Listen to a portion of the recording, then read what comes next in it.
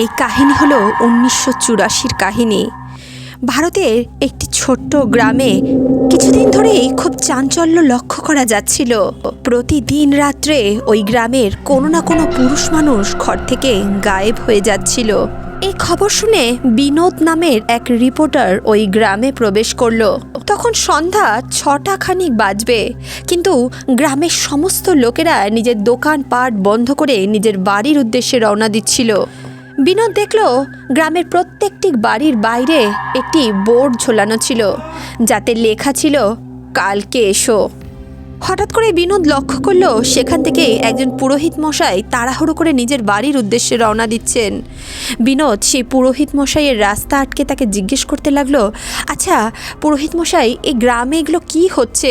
প্রত্যেকটা বাড়ির বাইরে এগুলো কি লেখা আছে? কালকে এসো, কালকে এসো। এছাড়াও সব লোকজন এত তাড়াতাড়ি কোথায় যাচ্ছে?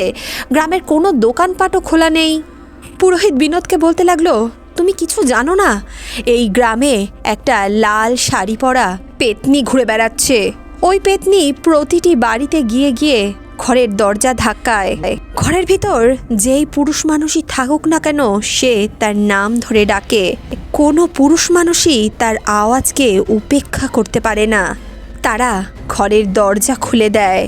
বলা হয় ওই পেতনি তাদেরকে নিজের বশে করে নেয় এবং কোনো এক দূর স্থানে নিয়ে যায় এবং কোনো একটা নির্জন স্থানে নিয়ে গিয়ে সে ওই ব্যক্তিকে হত্যা করে ফেলে। এই কারণেই গ্রামের লোকজন নিজের ঘরের বাইরে লিখে রেখেছে কালকে এসো। আর ওই লেখাটা দেখেই ওই পেতনি আজ নয় কাল আসবে।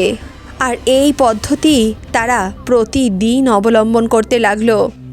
এ কথা বলেই পুরোহিত মশাই তাড়াতাড়ি করে সেখান থেকে নিজের বাড়ির দিকে রওনা দিল।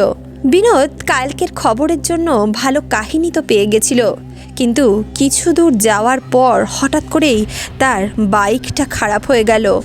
ততক্ষণে অন্ধকার হয়ে গেছিল, সবাই নিজের নিজের ঘরে ঢুকে পড়েছিল। এদিকে ফাঁকা রাস্তায় বিনোদের বাইকটা খারাপ হয়ে গেছিল। বিনোদ অনেক কষ্টে নিজের বাইকটাকে নিয়ে এগিয়ে যাচ্ছিল। হঠাৎ করেই তার মনে হলো কেউ যেন তাকে ডাকছে। কারোর পায়ের নুপুরের আওয়াজ সে পেতে লাগলো। কেউ একজন খুব মিষ্টি গলায় তার নাম ধরে ডাকলো, বিনোদ, বিনোদ। কিন্তু বিনোদ পেছন ঘুরে তাকায়নি। তার হঠাৎ করেই তার বাইকের আয়নার দিকে চোখ পড়ল, আর সেই আয়নায় সে যে দৃশ্য দেখলো তা দেখে তার মাথা ঘুরে গেছিল। সে তাড়াতাড়ি করে সেখান থেকে দৌড়ে পালাতে লাগলো। সে নিজের বাইকটা ওইখানেই ছেড়ে দিল।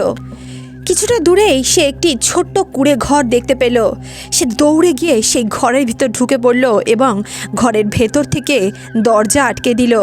হঠাৎ করে এই দরজায় জোরে জোরে কেউ যেন ধাক্কা মারতে শুরু করলো এবং সে ভয়ঙ্কর ভয়ঙ্কর আওয়াজ শুনতে পেতে লাগলো।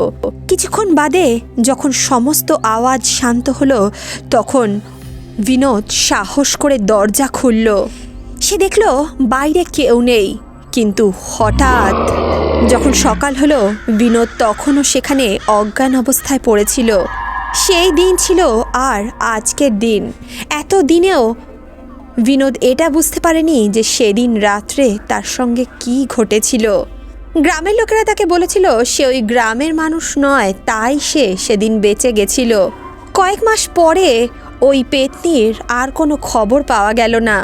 কিন্তু আজও ওই গ্রামের লোকেরা নিজের ঘরের বাইরে কালকে আসবে এই কথাটা লিখে রেখেছে। তাহলে বন্ধুরা, আজকের এই কাহিনী সম্বন্ধে আপনাদের কি ধারণা? নিজেদের মূল্যবান মন্তব্য কমেন্ট বক্সে অবশ্যই লিখে জানাবেন। ভিডিওটি ভালো লাগলে অবশ্যই ভিডিওটিতে একটি লাইক করুন। বন্ধু বান্ধব আত্মীয় পরিজনের সঙ্গে ভিডিওটি শেয়ার করুন। এমনই নতুন নতুন সত্য ঘটনার সঙ্গে মুখোমুখি হওয়ার জন্য আমাদের চ্যানেলটিকে সাবস্ক্রাইব করে রাখতে ভুলবেন না। দেখা হচ্ছে নেক্সট ভিডিওতে। ততক্ষণের জন্য টেক কেয়ার।